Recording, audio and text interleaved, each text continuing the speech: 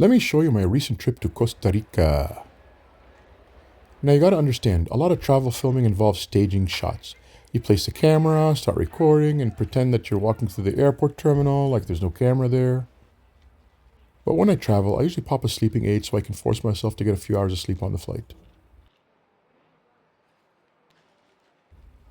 And yeah, this is what happens when you do that.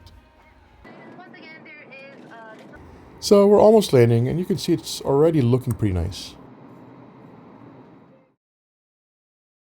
Next morning, I wake up at 6 a.m., pop some Aleve for my knees, and take some B12 vitamins to give me hope. And for some reason, you can see that I'm out of breath here, and I haven't even left the room yet.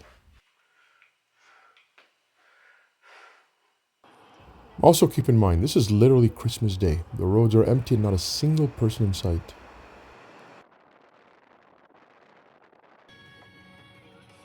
Had a plantain, you need that potassium. Well, I need that potassium to avoid any cramping. Kept on seeing these beautiful flowers on the drive.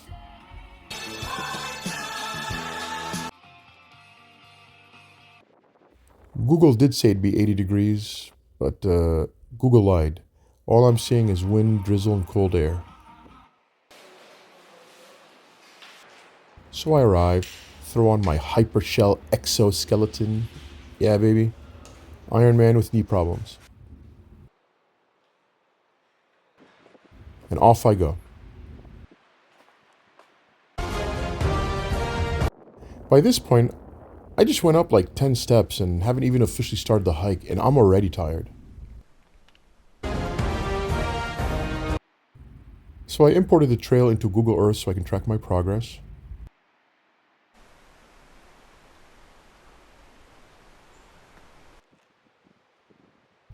Yay, a waterfall.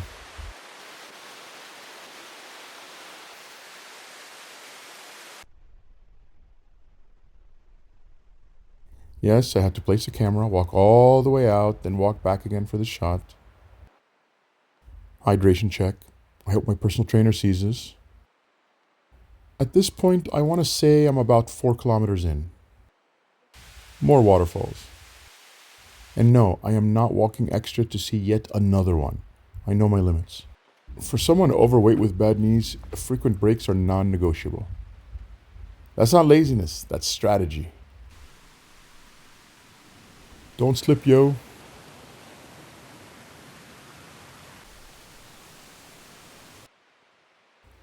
Only one person's allowed on these bridges at a time, and they're wobbly as hell. But they're actually super safe. I also took some 360-degree footage here, which I also uploaded. Then I did these bicycle zip lines, which are way scarier than they actually look. I asked the guy, is there a weight limit? Because, I'm heavy. He goes, unlimited. Whatever that means. Thanks for the confidence boost, though, amigo. Now, I'm 5 kilometers in and completely cooked. Base camp is way up there, only 3 kilometers left, and I refuse to pay the $30 for a 2-minute truck ride back. Maybe I should have paid the $30 because it took me a brutal hour and a half, but I finally made it. 8 kilometers, 5 hours, moderate to high difficulty. And this is me saying I am so done with this place.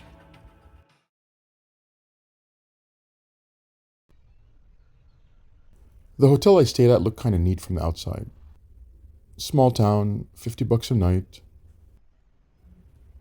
And I'm out the door at 3:30 in the morning. Not gonna lie, driving 45 minutes alone on a single lane, partially dirt road through the forest, I seriously started questioning my decision. I've seen enough horror movies to know that this could go bad. Luckily, when I arrived, there was a parking guy there, and there were a couple other people. This was my first time hiking in pitch darkness, actually. The first rocky part of the trail was brutal. It's supposedly only a 12-degree incline, but it felt personal. Ignore my heavy breathing. I'm trying my best, honestly. Place camera, walk, record, walk back, pick up camera. But come on, you gotta admit that was a cool shot.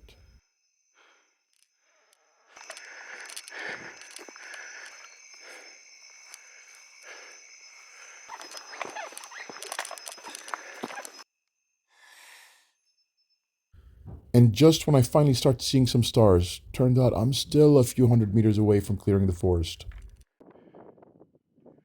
It was tough, even with the exoskeleton at 100% power. At the top, I did take a time-lapse video of the sunrise with my 360-degree camera, which you can check out.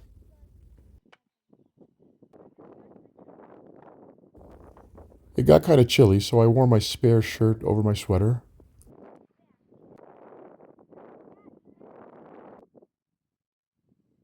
By the power of Grayskull!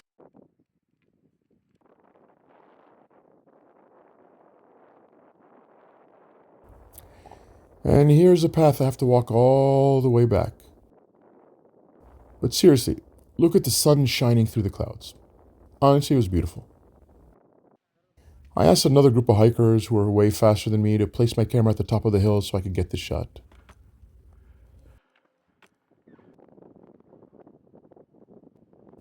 Shortly after, I was attacked by a ferocious wild beast. I barely survived.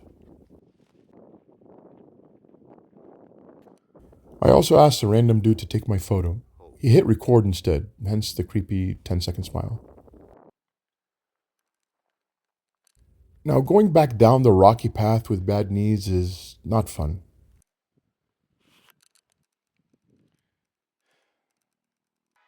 By this point, I'm almost done, but I'm truly beat, and my quads are literally stiff. I was welcomed by some farm animals at the end, and I officially declared this hike a success. And then, bonus monkeys on the drive back.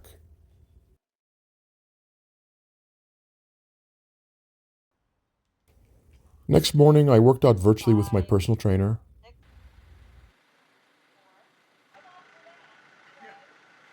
Walked on the beach, took many photos, had an overpriced lunch, and afterwards jumped into the pool at my Verbo rental. I know it looks amazing in the video, but this place desperately needed maintenance. By the end of the day, I'm still wiped from the 2 days before, grabbed dinner and called it.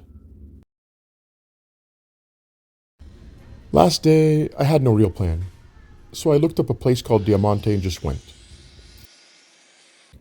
$45 entrance fee for the animal sanctuary. This place definitely caters to tourists. Zip lines, horseback riding, all that. I've got a 360-degree video of myself in the butterfly enclosure, which was actually pretty cool. Weather was great, and I found signs for a short trail. The beach looked exactly like you see here. I still can't believe that all beaches in Costa Rica are open to the public. On the way back, I skipped the bus and decided to walk to the base camp instead. Bad idea, because the signs were confusing. I did not expect a brutal uphill climb for the last several hundred meters. At one point, I wasn't even sure I was going the right way. But I made it, I was alive, so I can't complain. Driving back, I still don't understand why they don't pave these small areas. Always rent a 4x4 if you go to Costa Rica, just trust me. I grabbed dinner at a restaurant to watch the sunset, but the trees blocked my view. So I told the waiter, keep the food, I'll be back. Let me try the same shot with a different camera. Yeah, much better. So there you have it, folks. My 5-day trip to Costa Rica, in half its glory.